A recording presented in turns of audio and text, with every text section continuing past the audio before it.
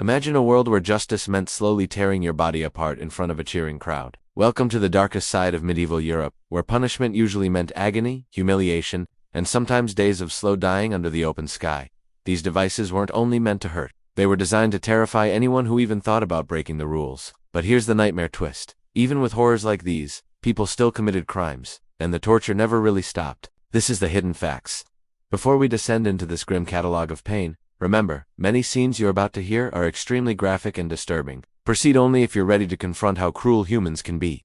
Let's begin with a device that turned sitting down into a weaponized death sentence. The so-called Judas Cradle, born in Italy, was as simple as it was monstrous. Picture a tall pyramid-shaped seat, polished to a terrible point. A prisoner was hoisted above it with ropes, then slowly lowered so that the sharp tip entered the anus or vagina. Their entire body weight pressed downward, stretching delicate tissue until it tore and bled.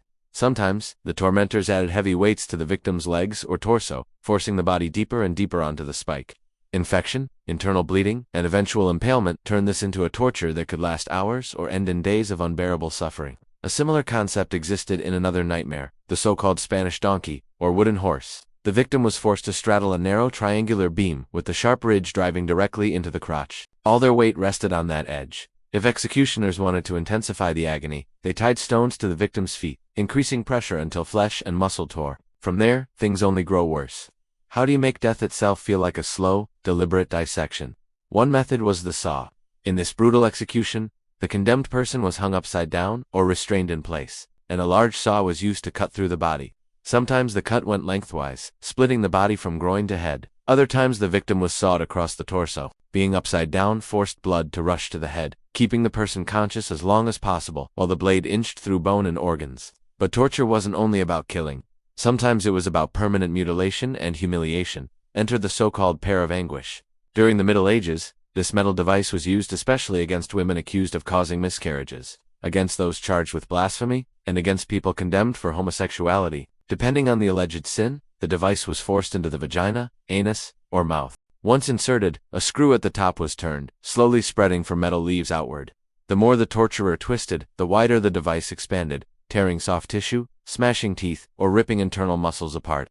It rarely killed on its own, but it left devastating injuries and was often combined with other forms of torment. When a public example was needed, few devices were as infamous as the breaking wheel, sometimes called the Catherine wheel. Imagine a large wooden wagon wheel mounted on a frame, with spokes radiating outward. The condemned person's limbs were tied or woven through the gaps. An executioner then used a heavy club or iron bar to shatter arms and legs one by one. Because the bones could bend into the empty spaces between the spokes, the limbs would twist into grotesque shapes. Victims were sometimes left tied to the raised wheel, broken and bleeding, to die slowly in front of everyone. Shockingly, some survived in this state for hours, or even several days, before finally succumbing to their injuries or exposure. If that sounds unbearable, the next device turned simply sitting still into psychological and physical torment. The iron chair was a metal seat covered in hundreds of sharpened spikes, rising from the back, the armrests, and the seat itself.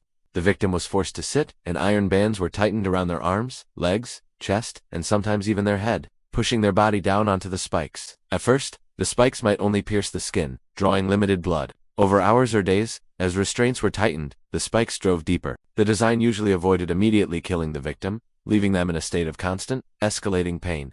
Sometimes people were made to watch others suffer in the iron chair until they broke down and confessed to whatever they were accused of. You might wonder, what did a medieval interrogator do when they wanted to crush someone's will and their skull at the same time? That's where the head crusher came in. This cruel framework held the victim's head between a metal cap and a solid plate under the jaw. By turning a screw, the torturer lowered the top plate, pressing the skull downward. Teeth shattered, eye sockets buckled, and the jawbone cracked under the increasing pressure. Even if the executioner stopped before death, the person's face could be permanently deformed, leaving a living reminder of the session. As horrifying as metal machines were, torturers also weaponized living creatures. Rat torture used a simple but terrifying principle. A desperate animal will do anything to escape. The victim was tied flat on a bench or floor, unable to move. A cage containing one or more rats was placed on the bare abdomen or chest, and the container was then gradually heated with hot coals or flames. Panicked by the rising temperature, the rats tried to flee. With nowhere else to go, they clawed and gnawed their way into the only available escape route, the victim's body. It could take hours for the animals to burrow through flesh and organs, causing unimaginable agony until death finally came. If torture wasn't enough, public humiliation turned suffering into a spectacle. Coffin torture trapped the condemned in a metal or wooden cage shaped roughly like a human body. The cage was usually too small to allow real movement. The prisoner was often stripped or lightly clothed, then suspended or displayed in a busy area where everyone could see. Depending on the crime, the victim might be left there for hours, days, or until death. Passers-by mocked, beat, or threw filth at them. Birds pecked at exposed skin.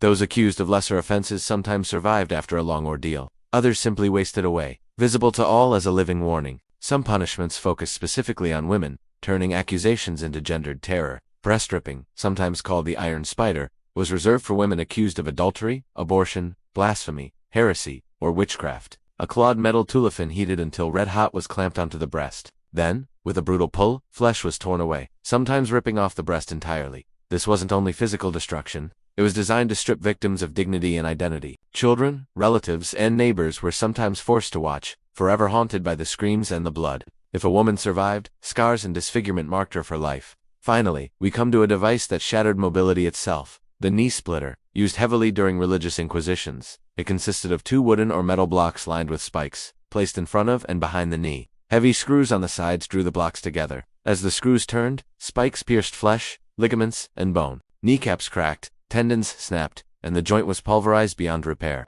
After such a session, walking normally was impossible. Some victims were left permanently crippled, even if they avoided immediate execution. In all these cases, torture wasn't just about punishment. It was a language of fear, spoken through broken bones, torn flesh, and public screams. Medieval torture shows what happens when justice loses its humanity entirely. Why did people keep committing crimes, even when they knew these horrors waited for them? Desperation, hunger, belief, revenge. Human motives didn't disappear just because the consequences were monstrous.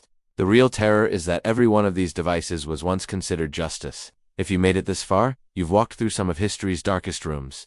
To explore more hidden chapters like this, hit like and support Winds of Thought so we can keep uncovering the past's most disturbing secrets for you. Let us know in the comments which era, empire, or infamous punishment system you want us to investigate next, and whether you think humanity has truly moved beyond cruelty like this.